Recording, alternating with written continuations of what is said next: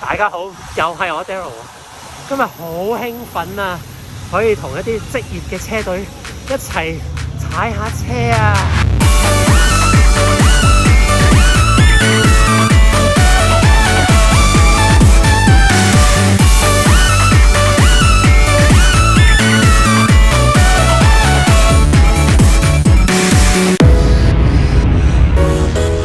咁話說今年呢 Jayco Alula 呢個世界級嘅 World Tour Pro 職業車隊呢，就嚟香港參加單車節嘅比賽喎。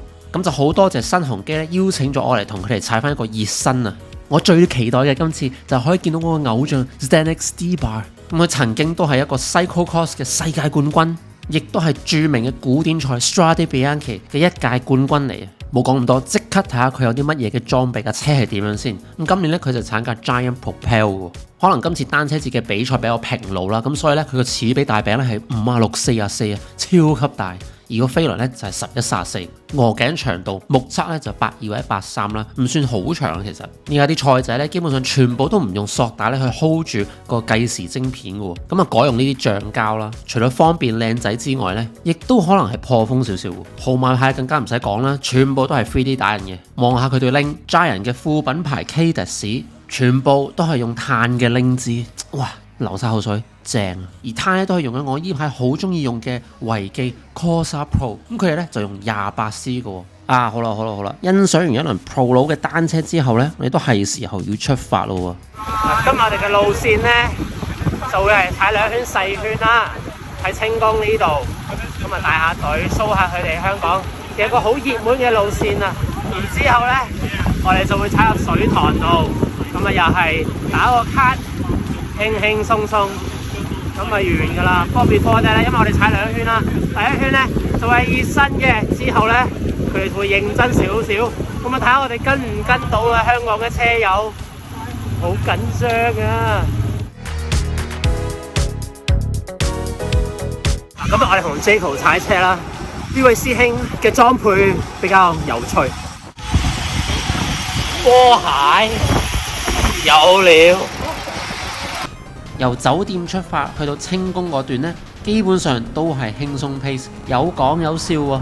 點知1圈都未夠呢，就已經有人話要帶快個 pace 喎。大家睇嚟都係忍唔住啊，要挑戰鬼佬 Pro 佬啊！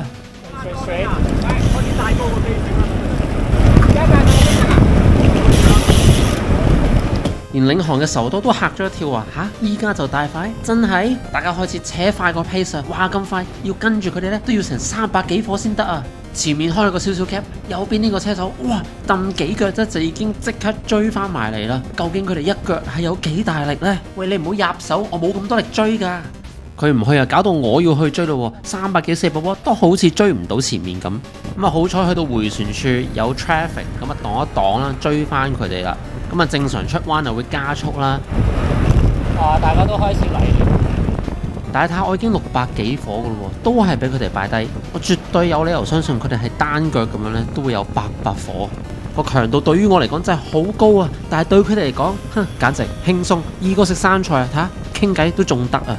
曾幾何時我都同爬波俠一齊玩過呢個 TTT 啊，2個人踩住架 TT 車喺度鬥快，但係我嘅印象中呢，都冇今次呢喺度踩住 road bike 呢50幾咁嘅速度咁快，真係好犀利啊！哇，仲要喺度輕輕一 sprint 加幾腳揼幾嘢，哇又走咗，真係完全跟都跟唔到啊！慢鏡咁樣去睇翻佢個動作，真係每一腳呢都會拋嚟多我半個碌啊！真係犀利。落咗呢條車，叔叔真係不行了，俾翻啲後生仔去追先，去帶車先。不過睇嚟呢啲咁嘅速度呢，對 Jayco 嘅人嚟講都係輕鬆，甚至係慢添啊！你睇下隔離突然間咁樣 attack，哇！嗰種速度，嗰種爆發力真係好犀利啊！唰一聲就唔見咗啦。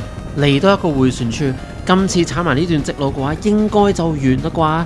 頂住佢啊！帶佢哋嗰個速度呢，完全係 sprint 完呢都會繼續 hold 住500幾火咁樣繼續去嘅，個時速40幾，一路去到50都有啊！大佬點跟啊？到最後佢哋嚟 sprint 嗰陣呢，我都真係冇力啦，果斷放棄，都係向後突圍啊，算數啦！由後面欣賞下佢哋嘅英姿啊！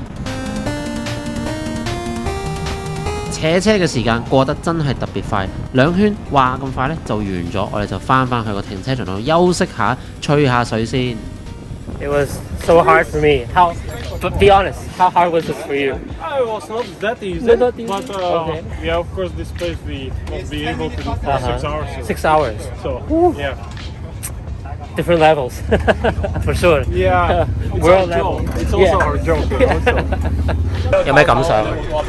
同 Pro 踩終可以喺真實嘅地方同佢哋車手踩，好正啊！超正，但係嗰種距離感係超大，因為佢一起一下啫，一腳啫，打咗成一架車位都有多，黐線，根本跟唔到。冇錯。跟住佢同我講，呢個只不過係佢哋輕鬆要踩6個鐘嘅 pace。OK， 世界嘅距離就係咁大。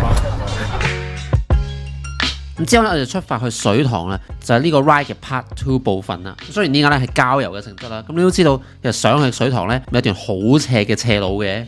如果大家仔細啲咁樣去睇嘅話咧，佢哋咧竟然用一個56cc嘅大餅咧咁樣上斜嘅喎，哇！嗰個腳力真係驚人啊！呢位師兄啊醒啊，掹住佢個車尾坐真正嘅順風車啊！不過係咩事？點解要咁樣挑逗下佢個 pat pat 咧？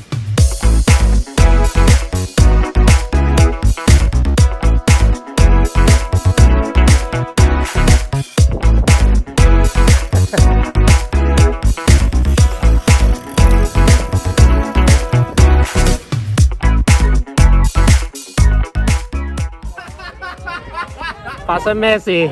發生咩事？呢個女人又要太重啦！緊張啊！快啲啦，唔好嘥時間凍啊！快啲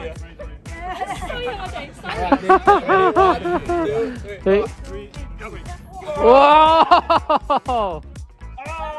哦，可能有咩感想啊？哇，好睇開心啊，好似係初戀嘅感覺啊！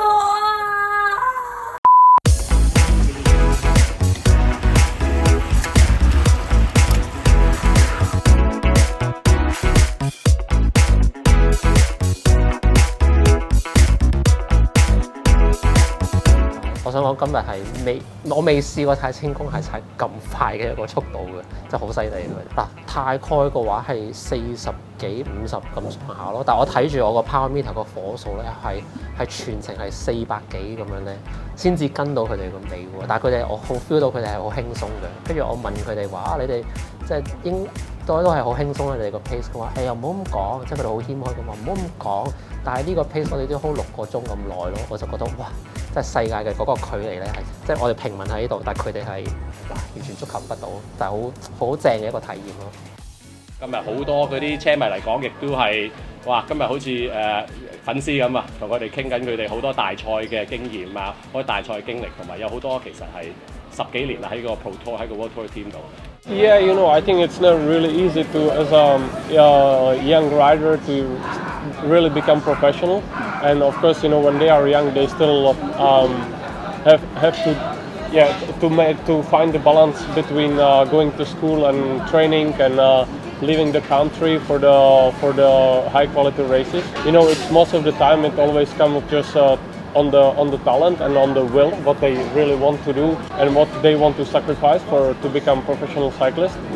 And the talent they will have for sure, there is no doubt. And now it's just up to them how they will deal with, to find the right balance between the school, study, training, leaving the country, leaving the family behind. It's really not easy, but I'm sure that one day we will see a local guy in Tour de France. Here it's just probably not really easy to find really good training routes, and because like if we are doing like big training rides, we do up to 200 kilometers, and it will be maybe then from here I think you probably are. But when we were speaking with the locals, they say like they take the car, they go out of the city, and then they start training. Yeah, you can find a way how to train. And I think that's maybe the biggest difference, to other countries where you can just, jump on the bike and go for a ride. And here you have to find a way where you will start with the training. But I think for everything is a solution. 今日同 Pro 佬踩車嘅行程都差唔多告一段落啦。再一次多謝新鴻基邀請我嚟參加呢個活動喎。今集就咁多，我哋下次再見啦。Thank you，拜拜。